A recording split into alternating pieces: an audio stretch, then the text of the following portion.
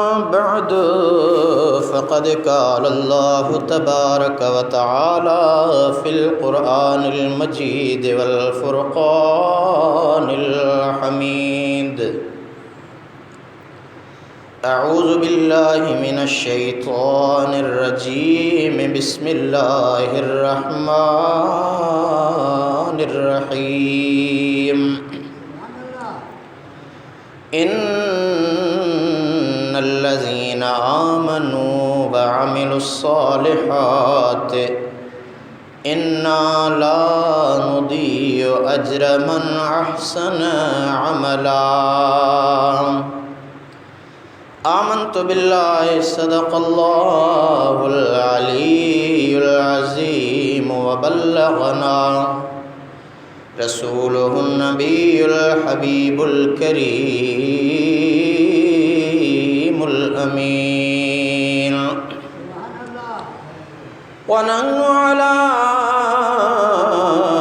ذلك لمن الشاهدين والشاكرين والذاكرين والحمد لله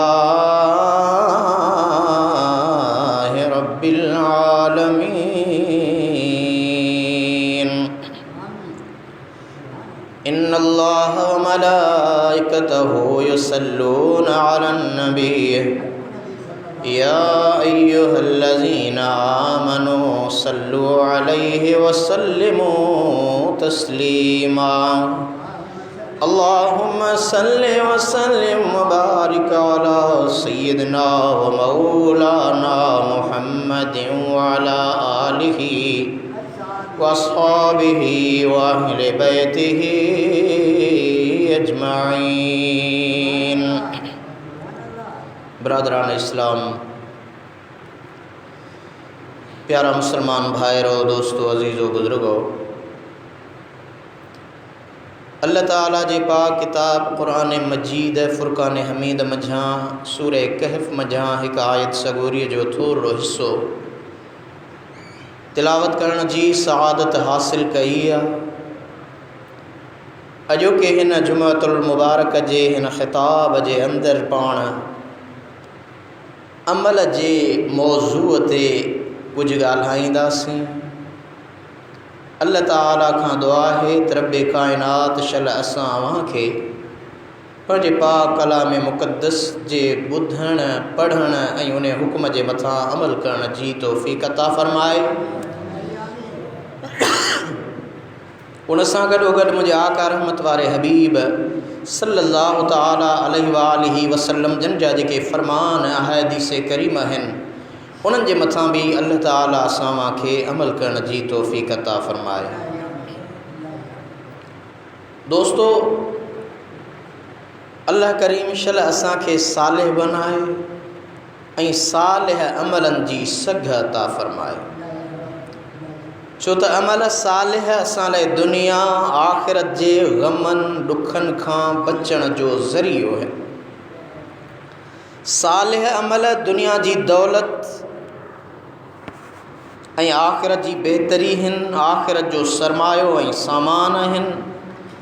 सालिह अमल जहन्नम जी बाहि खां बचाइनि था ऐं जन्नत में पुॼाइनि था। सालिह अमल करण लाइ अल्लाह जो अमुर आहे ऐं मदनी करीम सल्लल्लाहु अलैहि वसल्लम जो फ़रमान आहे त अमल सालिह कयो।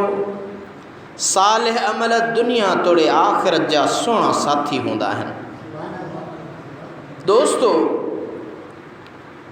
दुनिया में इंसान जा संगती साथी टे हूंदा आहिनि। पहिरीं संगत माल ऐं दौलत जी, उनमें दुकान, मकान, घर, ज़मीनूं, गाॾियूं, बंगला, जायूं सभु शामिल आहिनि। ऐं ॿी संगत आहे माण्हुनि जी। उन संगत में अबो, अम्मा, पुट, धीअर, ज़ाल, ॿार, मिट माइट, यार, दोस्त सभु शामिल आहिनि। ऐं टी संगत आहे अमलनि जी, जिन में चङा तोड़े बुरा कम अची वञनि था। सभई कम जेके पाण नेकीअ जा कयूं था या बुराईअ जा कयूं था, उहा टी संगत आहे अमलनि जी। दोस्तो, मौत बरहक़ आहे, या हर कंहिंखे पक्का त मौत ज़रूरु अचण वारो आहे। पोइ जॾहिं मौत आयो त माल दौलत जी संगत घर में साथ टोड़े वेंदी। हाणे मिल्कियत जा वारिस ॿिया, जाइदाद जा वाली ॿिया, मैयत वीचारो पराए वसि। अञा साहु निकितो त हिकु संगत टुटी वई। ॿी संगत माण्हुनि मिटनि माइटनि जी आहे। इहा एतिरी वफ़ादारी कंदी जो कुल्ले कांदी थी क़बर भेड़ो करे ईंदा। मिट माइट लाश लहद में लटे रुञ में सटे ईंदा। सूड़ी सामीअ में कारी क़बर में मणे मिटीअ जे हेठां पूरे ईंदा। वरी को अंदरि सार संभाल लहण बि कोन ईंदो। टी संगत अमलनि जी। इहा संगत क़बर में बि क़ाइम, महशर में बि मौजूद। अगर कंहिंजा अमल सुठा त उन जी क़बर खे अल्लाह तबारक व तआला जन्नत जो बाग़ बनाए छॾींदो आहे। सालिह अमल उन जी क़बर खे कुशादो कराए ॾींदा। महशर जी निट रहण गर्मीअ में अमल सालिह उन मथां छपर ऐं छांव बणिजी पवंदा। सालिह अमल उनखे जन्नत जो खातेदार ऐं हक़दार बणाईंदा। अगर कंहिंजा अमल बुरा आहिनि त उन जी क़बर जहन्नम जी खॾ बणिजी वेंदी आहे। उन जी आख़िरत बर्बाद थी वेंदी आहे। महशर जे मैदान में किरोड़े अरबे इंसाननि अॻियां उनखे ख़्वार ऐं शर्मसार कराईंदा त बुरा अमल कराईंदा। रब्बुल आलमीन अमलनि सालिहनि जी अहमियत ऐं इंसान जे मौत ऐं ज़िंदगीअ जो राज़ बयान फरमायो। रब्बे कायनात पंहिंजे पाक कलाम मुक़द्दस में फरमायो, अल्लज़ी ख़लक़ल मौत वल हयात लियब्लुवकुम अय्युकुम अहसनु अमला व हुवल अज़ीज़ुल गफ़ूर।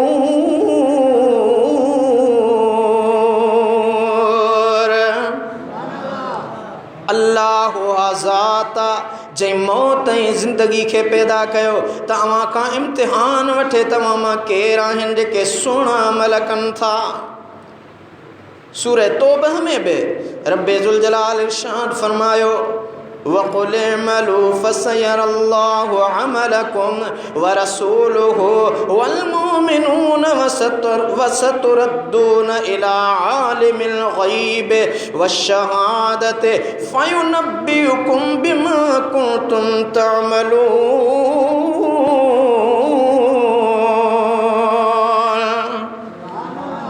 ए मुझा महबूब तू फरमायत त अमल कयो पोइ जल्द ॾिसंदो अल्लाह जा अमल ऐं उन जो रसूल ऐं मोमिन ऐं जल्द पेश कया वेंदा कुझु ऐं ज़ागिर जे ॼाणण वारे रब अॻियां। पोइ मूंखे ख़बर ॾींदो जेकी अमल कंदा हुआ।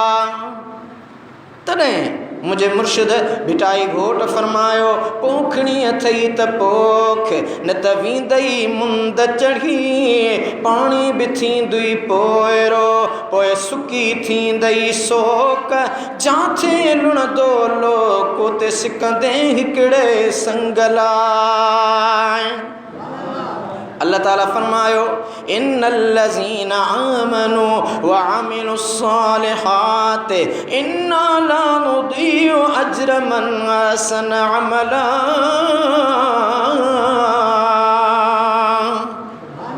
बेशक उहे माण्हू जन ईमान आंदो ऐं सालिह अमल कया, बेशक असां जंहिं बि चङा कम कया उन जो अजुर ज़ाया नथा कयूं। दोस्तो, अल्लाह करीम कहीं जो बि ज़रो ज़ाया कोन कंदो आहे। जंहिं चङा अमल कया उनखे उनजो अजुर ॾिनो वेंदो, जंहिं बुरायूं बेहयायूं कयूं उनजो उनखे चुटको चखायो वेंदो। रब रहमान फरमायो, फमन यअमल मिस्क़ाल ज़र्रतिन खैरन यरह व मन यअमल मिस्क़ाल ज़र्रतिन शर्रन यरह। जंहिं माण्हू ज़र्रे बराबर नेकी कई उनखे ॾिसंदो ऐं जंहिं ज़र्रे बराबर बुराई कई त उहो बि उनखे ॾिसंदो। अल्लाह ताला फरमायो, इन्नल्लाह ला युदीउ अज्रल मुहसिनीन। बेशक अल्लाह नेकी कंदड़नि जो अजुर ज़ाया न कंदो आहे।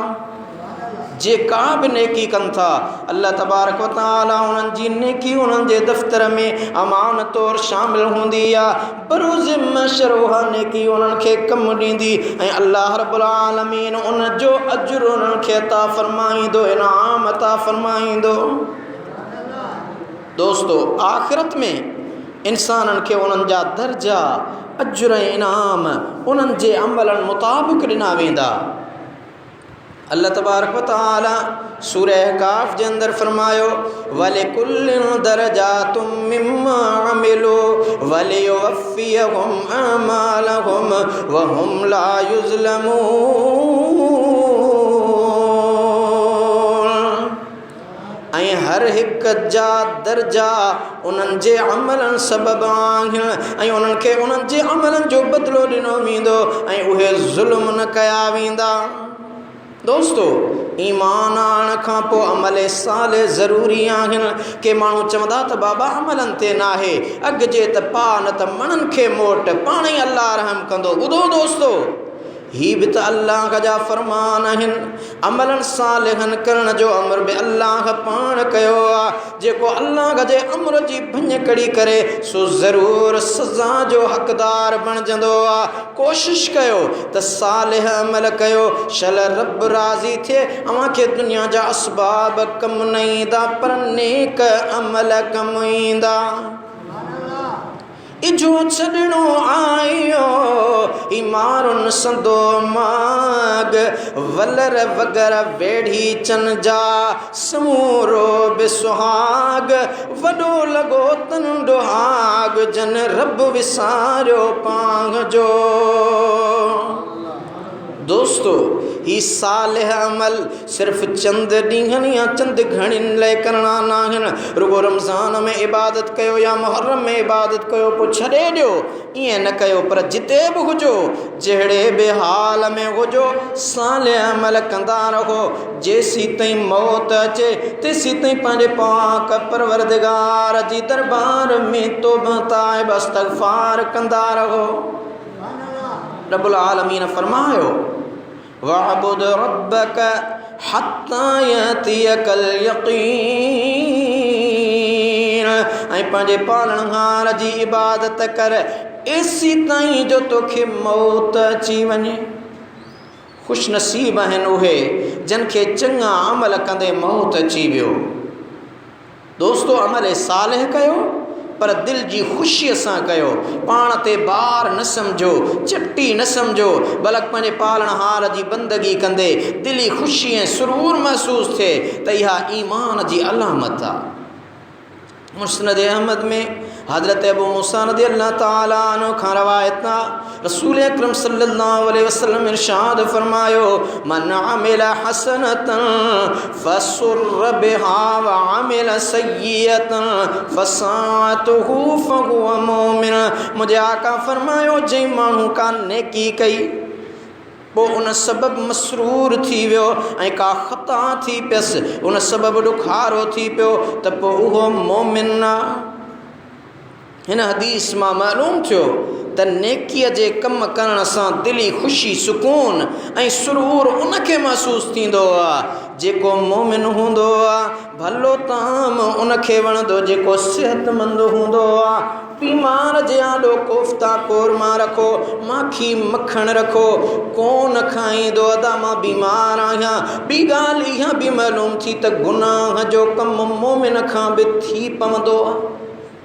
ईअं न साईं वॾो मोमिन माण्हू आहे, फिलाणो गुनाह करे विधई, हीअं करे विधई, ईअं नाहे।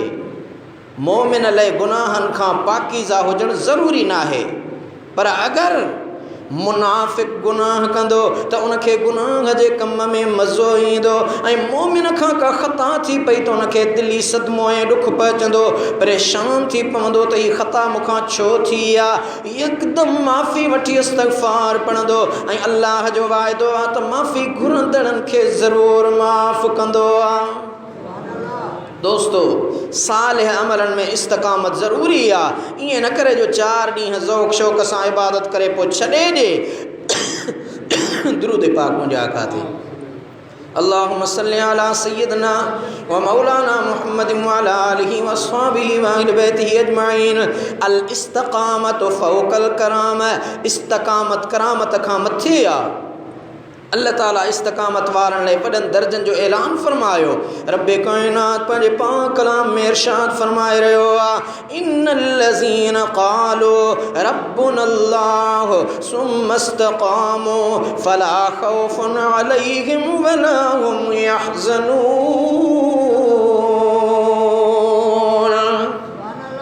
बेशक उहे माण्हू जन चयो असांजो रब अल्लाह आहे, पोइ इस्तकामत कयूं, पोइ त उन्हनि ते न को ख़ौफ़ आहे न उहे ॾुखारा थींदा।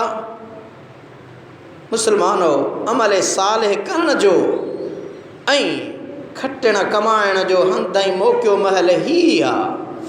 अल्लाह ताला जे आरिफ बंदे फरमायो, वहदहु ला शरीक लहू ई विगाए जवी खटी जे हाराई हंद अथई ही पाणा चमदई पीअ भरे जाम जन्नत जो। पर अञा भी साईं फरमाए रहियो आहे त वहदहु ला शरीक लहू, ॿुधी न बोड़ा कितो कने नसो आ जे घट अंदर घोड़ा गाड़ी दे घोड़ा जिते शाहिद थींदई सामुहा। रब्बुल आलमीन जल मजदू फरमायो, वसारिऊ इला मगफिरतिम मिर रब्बिकुम व जन्नतिन अर्दुहस समावातु वल अर्दु उइद्दत लिल मुत्तकीन।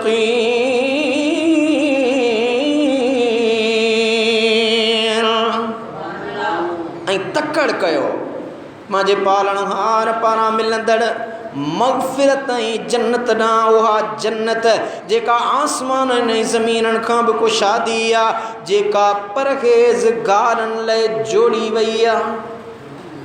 यानी तकड़ कयो अल्लाह जे दरबार में सर्ब सुजूद रहण में, इस्तग़फ़ार करण में, खुदा खां माफ़ी घुरण में।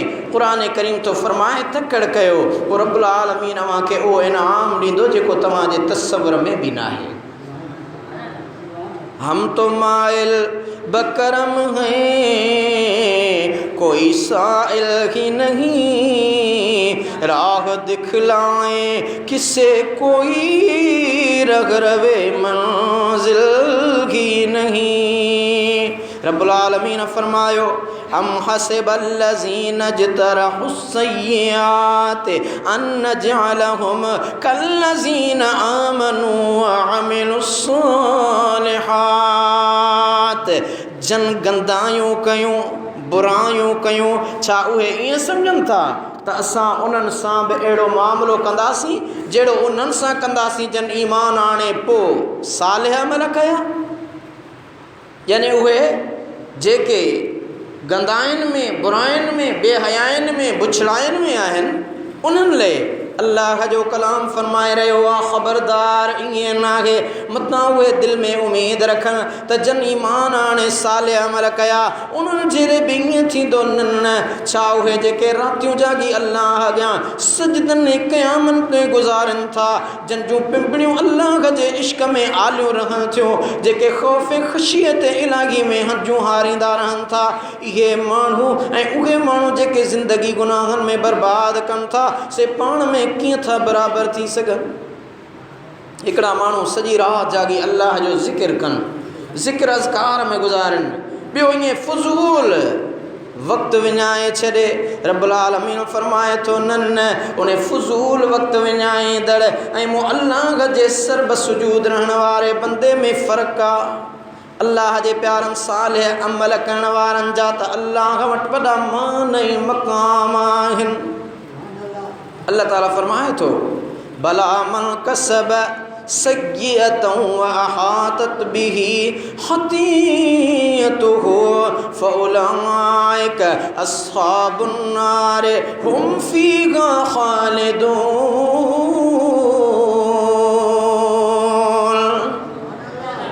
सूरह बकरा में रब्बुल आलमीन फरमायो, हाओ जंहिं गुनाह कमाया ऐं उन जूं ख़ताऊं उनखे घेरे वियूं पोइ उहे जहन्नम वारा आहिनि, उहे उन में हमेशह रहंदा।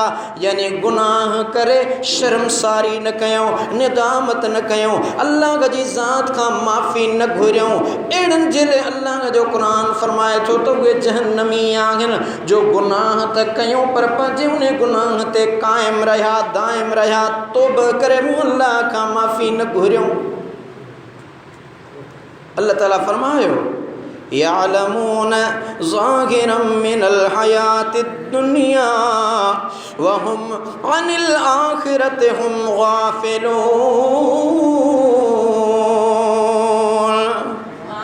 जानन था सिर्फ़ अखियुनि जे आॾो वारी दुनियावी ज़िंदगी ऐं उहे आख़िरत खां पूरी तरह बेख़बर आहिनि।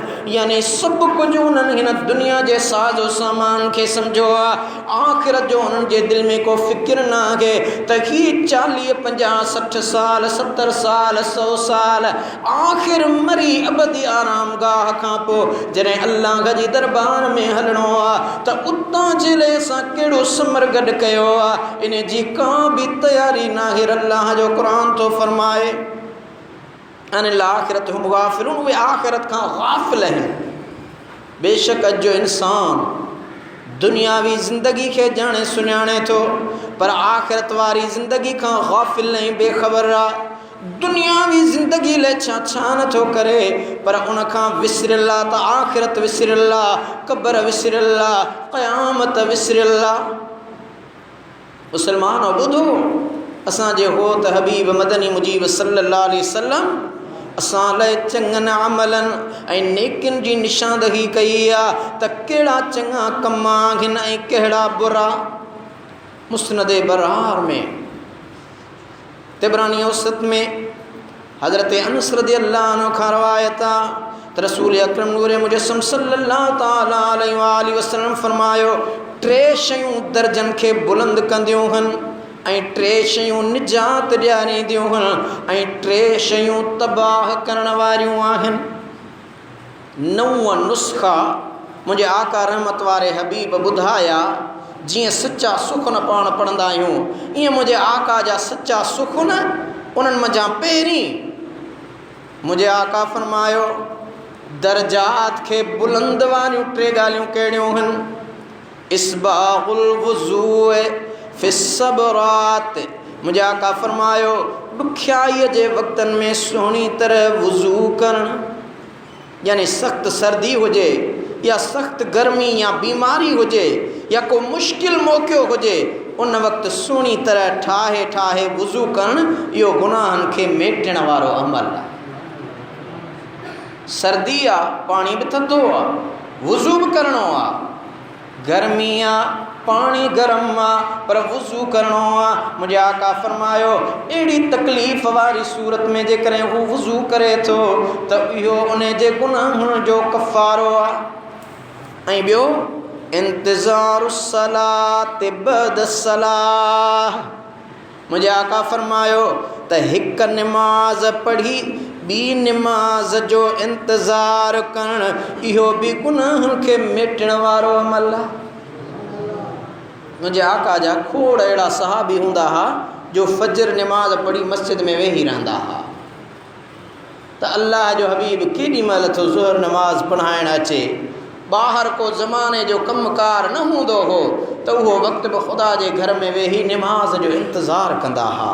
अॼुकल्ह आम माण्हुनि खे इहा बीमारी वकोड़े वई आहे जो निमाज़ पढ़ी यकदम मस्जिद खां ॿाहिरि भॼंदा, को वञी होटल ते वेहंदो, को टीवी ते वेहंदो, को ओतांक में कचहरी कंदो। हालांकि असांजे सुहिणे सरदार सल्लल्लाहु अलैहि वसल्लम फरमायो त हिकु निमाज़ बैदि ॿी निमाज़ जे इंतज़ार में वेहणु गुनाहनि खे मेटणु आहे। हिकु रवायत में आहे जेको माण्हू निमाज़ पढ़ी उन वुज़ूअ सां उन जाइ ते ॿी निमाज़ जे इंतज़ार में वेठो आहे त उन लाइ 70,000 मलाइक बख़्शिश घुरंदा रहनि था। हिकु निमाज़ पढ़ी वरी वेही रहियो, ख़ासि करे जन निमाज़ुनि जे विच में वक़फ़ो थोरो आहे। असर जी निमाज़ पढ़ी वेही रहियो, मग़रिब थी, मगरिब जी नमाज पढ़ी वेगी रहियो, इशा जी नमाज पढ़ी हाणे घर वञण लॻो आहे। मुंहिंजे रहमत वारे हबीब फरमायो इहो हिन जो नमाज वारो इंतज़ार रायगान नाहे, पर अल्लाह ताला जा 70,000 मलाइका उन जे रहमत ऐं बख़्शिश जे लाइ दुआ कनि था। ऐं टियों जेको सचो सुखन मुंहिंजे आका फरमायो व नक़लुल अक़दाम इलल जुमात, मुझे आका फरमायो जुमन ॾांहुं या नेक मजलिसुनि ॾांहुं विखूं खणण, उहे विखूं बि गुनाहनि खे मेटिन थियूं। सुणे हबीब सल्लल्लाहु अलैहि वसल्लम फरमायो मन हदर मिन मजालिस ज़िक्र कतबल्लाहु लहू बिकुल्लि क़दमिन इबादत सनह। मुझे आका फरमायो जेको माण्हू ज़िक्र जी मजलिस में हाज़िर थियो त उन लाइ हर विख जे बदिले हिकु साल जी इबादत जो सवाब लिखियो वञे थो। हूअ आम माण्हू लगातार वेही ज़िक्र करे ऐं ॿियो माण्हू जॾहिं ॿुधे थो त ज़िक्र जी महफ़िल थियण वारी आहे, ज़िक्र जी मजलिस थियण वारी आहे, विखूं खणी करे उन ज़िक्र जी महफ़िल जे अंदरि आयो, मजलिस जे अंदरि आयो। मुंहिंजे रहमत वारे हबीब सल्लल्लाहु अलैहि वसल्लम जी ज़ाते बाबरकात फरमायो त हिकु विख जेतिरियूं विखूं हुन खयूं ओतिरियुनि विखुनि जे यानी विख जे बदिले उनखे हिकु साल जी इबादत जो सवाब मिलंदो। पोइ हज़रत हबीब करीम सल्लल्लाहु अलैहि वसल्लम फरमायो 3 शयूं बाने जे दर्जन खे बुलंद करण वारियूं आहिनि। उहे कहिड़ियूं? ही सच्चा सुखन मुंहिंजे आका जा अव्हांखे ॿुधायां पियो।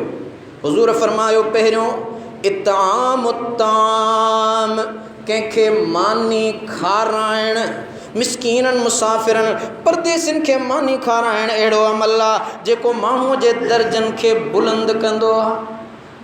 आका फरमायो महिमान खे, ऐं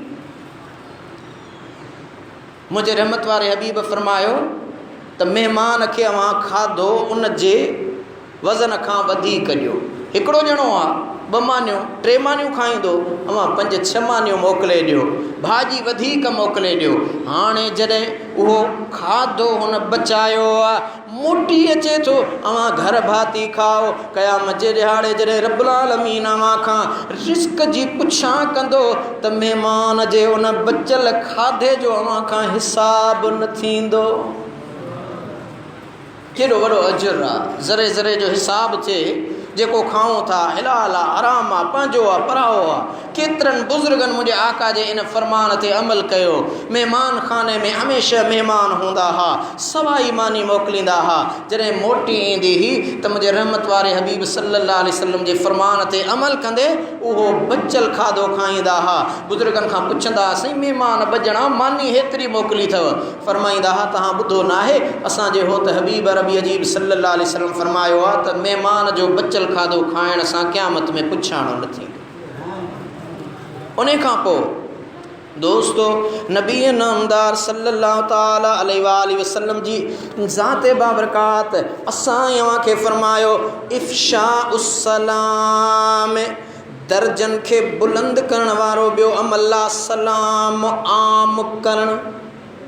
एतिरे क़दुरु जो हुज़ूर जा सहाबी कंहिं वण खां गुज़री करे वरी वण जो ॿियो पासो वठी ऐं मजलिस में ईंदा हुआ तॾहिं बि चवंदा हुआ अस्सलाम वालेकुम। माण्हुनि चयो साईं हाणे त उथी विया आहियो, हिते ई बीठा आहियूं, को ॿाहिरां न आया आहियो। फरमाईंदा हुआ तव्हां मुंहिंजे आका रहमत वारे हबीब खां न ॿुधो आहे जो मुंहिंजे आका रहमत वारे हबीब फरमायो अवां सलाम खे आम कयो, सलाम खे आम कंदो तव्हांजा दर्जा बुलंद ऐं बाला थींदा, अव्हां जे गुनाहनि जो कफ़ारो अदा थींदो। उन खां पोइ हुज़ूर सल्लल्लाहु अलैहि वसल्लम फरमायो वस्सलातु बिल्लैल वन्नासु नियाम, रात जी नमाज जॾहिं माण्हू सुतल हुजनि उहा तहज्जुद जी नमाज़ आहे जेका ख़ासि अल्लाह जे आरिफ़नि आबिदनि ऐं वलीयनि जी नमाज़ आहे। तव्हां असां ते त 5 वक़्त नमाज़ फ़र्ज़ु आहे, पर अल्लाह जे महबूब मदीने वारे साईं ते तहज्जुद फ़र्ज़ु हो। हुजूर जी ज़ात जे मथां तहज्जुद फ़र्ज़ हो, हमेशह पढ़ंदा हा। ऐं रहमत वारे हबीब सल्लल्लाहु अलैहि वसल्लम फरमायो रकअतान फ़ी जौफ़िल लैलिल आख़िर ख़ैरुम मिनद दुनिया व मा फ़ीहिमा। रात जे पोएं हिस्से में बरकतु नमाज़ पढ़ण दुनिया ऐं दुनिया में मौजूद हर चीज़ खां भलो। दुनिया ऐं दुनिया जी हर चीज़ खां भलो अमल इहो आहे।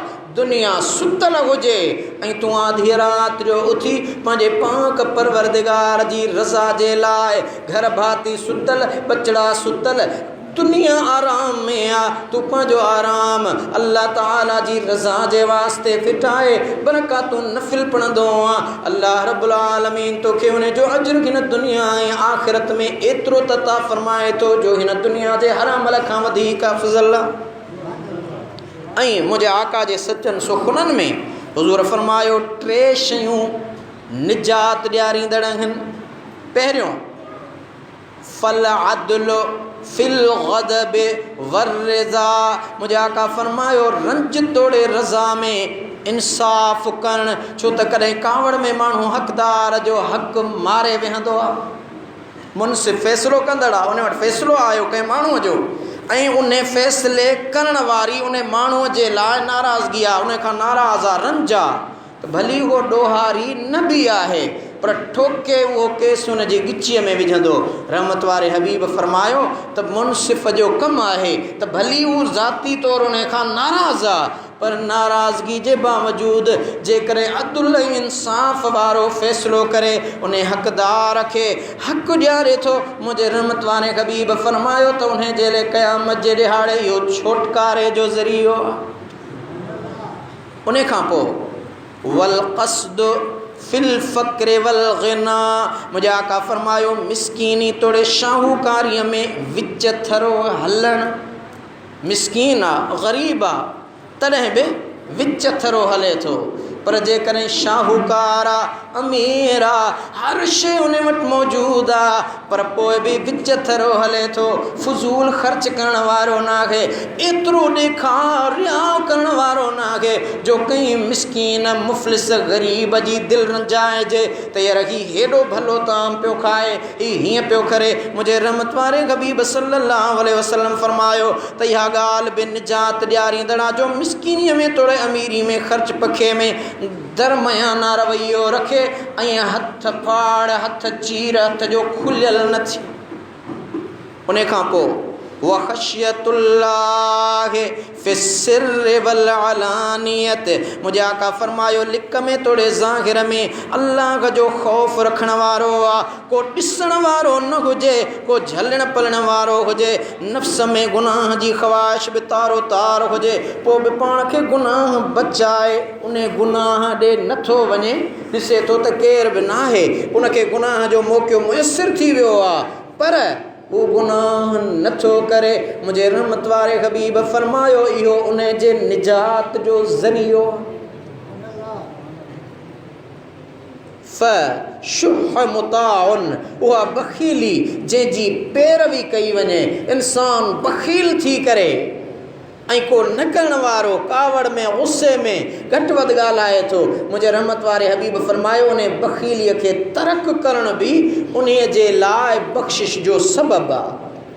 मुंहिंजे आका रहमत वारे हबीब फरमायो कंजूसी ऐं बखीली इहे ॿ अहिड़ा अमल आहिनि, हूंदे सूंदे फ़क़ीर घुरे, पैसा बि आहिनि, पोइ बि चए फ़क़ीर माफ़ु कर।